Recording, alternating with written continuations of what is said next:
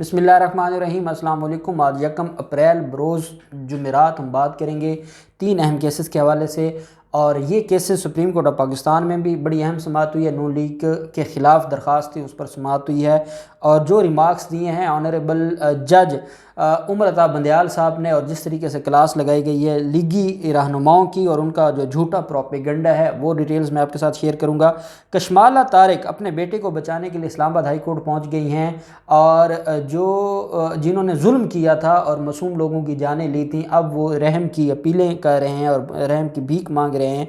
वो डिटेल्स मैं आपके साथ शेयर करूंगा। और एक नून लीग के सीनियर रहनुमा हैं जिनको आजकल टाफियों वाली सरकार कहा जाता है, उनकी गिरद नहली का जो शिकंजा है वो मज़ीद टाइट हो गया है। वो डिटेल्स भी मैं आपके साथ शेयर करूंगा।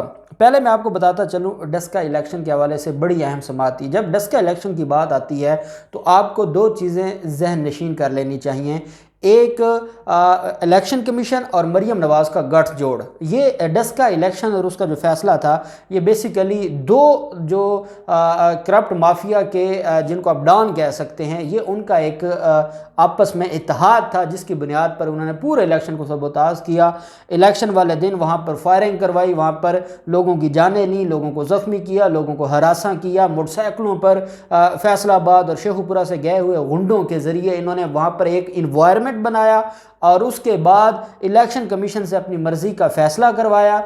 और अब जब वो फ़ैसला सुप्रीम कोर्ट में गया तो उनके गले पड़ गया, और सुप्रीम कोर्ट ऑफ पाकिस्तान ने ना सिर्फ इलेक्शन कमीशन का जो नया री इलेक्शन के हवाले से शेड्यूल था उसको मुअत्तल कर दिया हुआ है, बल्कि इलेक्शन कमीशन के जो इस वक्त उसका जो किरदार है और फिर नून लीग का जो किरदार है उस पर बड़े सवालात उठा दिया, और उनके पास उनका जवाब नहीं है, और वो एक्सपोज हो गए हैं पूरी कौम के सामने कि वो असल क्या है।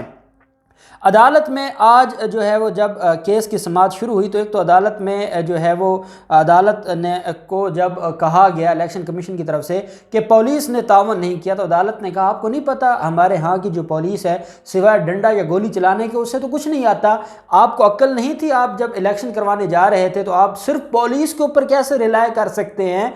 क्या आपको पुलिस की तारीख का नहीं पता? क्या आपको नहीं पता कि हमारे यहाँ पुलिस माजी में कैसे सियासी लोग अपने मकासद के लिए इस्तेमाल करते रहे? पुलिस को एक इदारा तो किसी ने बनने नहीं दिया, आप उन पर रिलाय करके इलेक्शन करवा रहे हैं। क्या आपको कोई अक्ल नहीं है? अब अदालत को या तो वो बताते कि जनाब फ़ौज और रेंजर्स हमने इसलिए तैनात नहीं की थी क्योंकि मरीम नहीं चाहती थी, मरीम नवाज़ इस बात के ख़िलाफ़ थी, तो इलेक्शन कमीशन की क्या मजाल कि वो फ़ौज को तैनात करता, और उन्होंने नवाजा।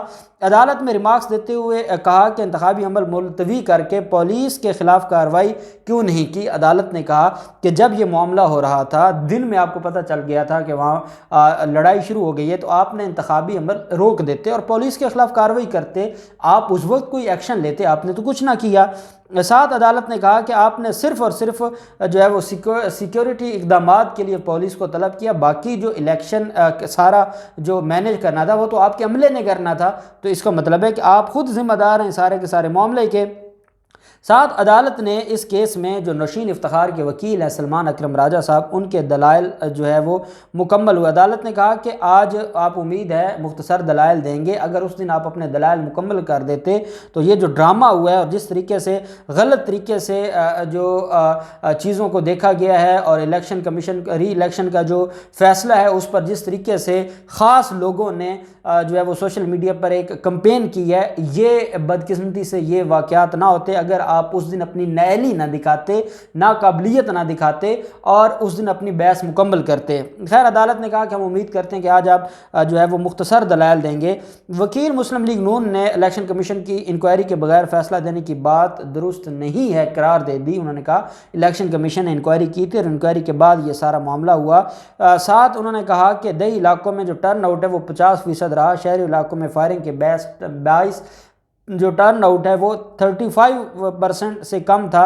इलेक्शन कमीशन के मुताबिक इंतखाबी अमल में मंसूबे बनाकर रुकावटें डाली गई।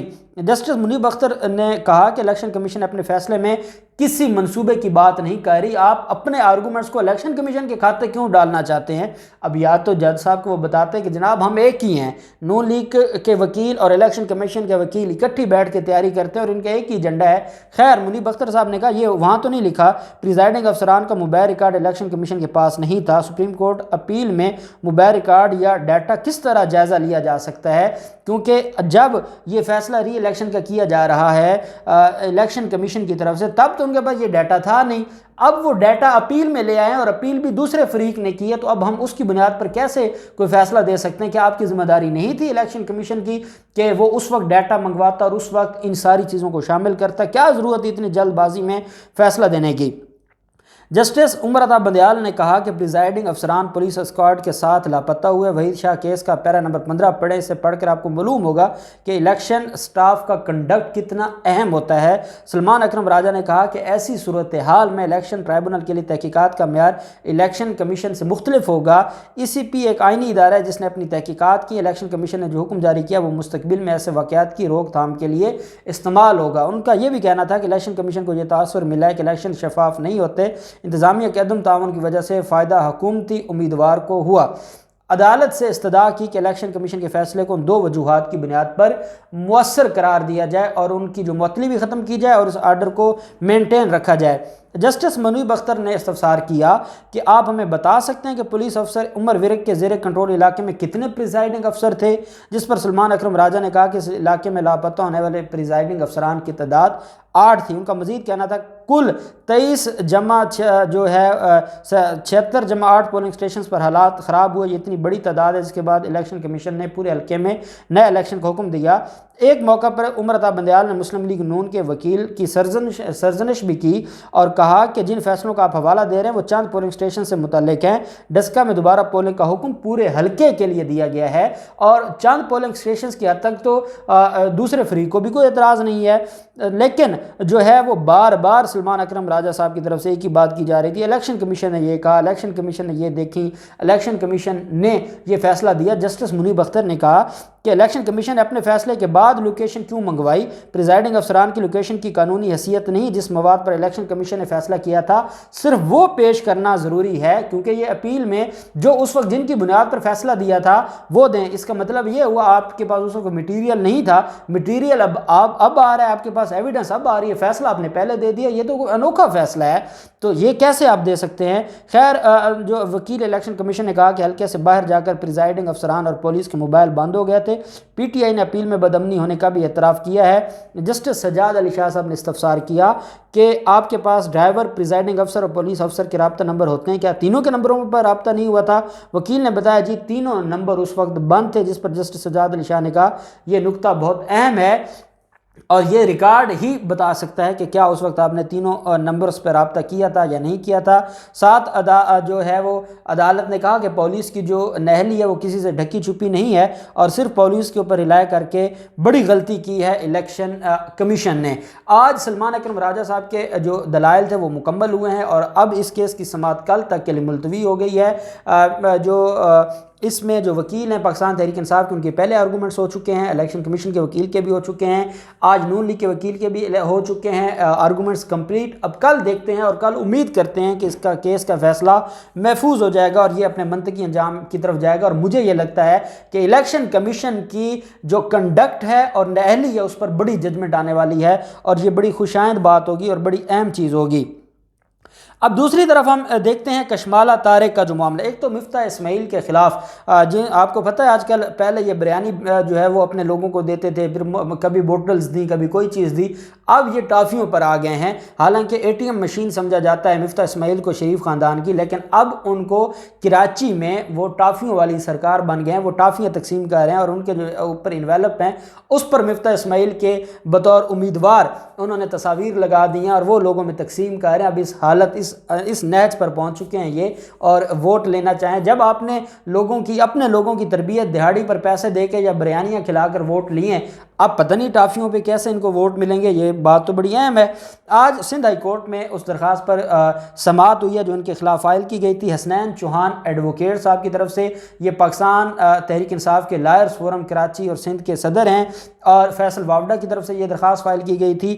اس میں جو پوائنٹس اٹھائے گئے ان کی قیمتی گاڑیوں کا، ان کے اثاثہ جات کا، ان کے خلاف 57 ارب روپے کے کرپشن کیس کا، ساری جب ڈیٹیلز عدالت کو بتائیں تو سندھ ہائی کورٹ نے جو پٹیشنر ہے اس کی جو آرگومنٹس ان پر ریلائے کرتے ہوئے مفتاح اسماعیل سے کل کے لیے جواب طلب کر لیا اور ان سے کہا ہے کہ وہ ریٹن جواب عدالت میں جمع کروائے تاکہ عدالت وہ جواب دیکھنے کے بعد فیصلہ کرے۔ اور مجھے لگتا ہے کہ جتنی ڈیٹیلز آج عدالت کو دی گئی ہیں، مفتاح اسماعیل بھی پرویز رشید کی طرح نائل ہو جائیں گے، الیکشن لڑنے کے اہل نہیں ہوں گے کیونکہ انہوں نے اپنے اثاثے چھپائے ہیں۔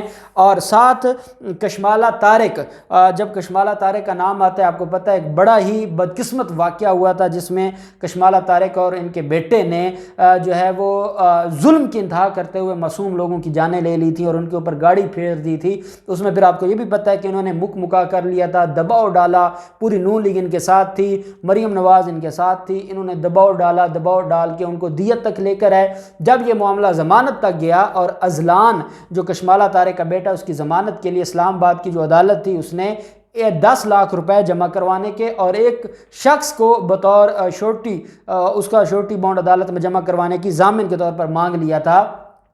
10 لاکھ روپے جمع کروانے کے تو ہیں نہیں ان کے پاس۔ کشمالہ طارق ویسے تو کہتے ہیں انہوں نے کسی بڑے بزنس مین کے ساتھ شادی کی ہے، پھر خواجہ آصف کے بھی کروڑوں روپے ان کے اکاؤنٹس میں ٹرانسفر ہوتے رہے۔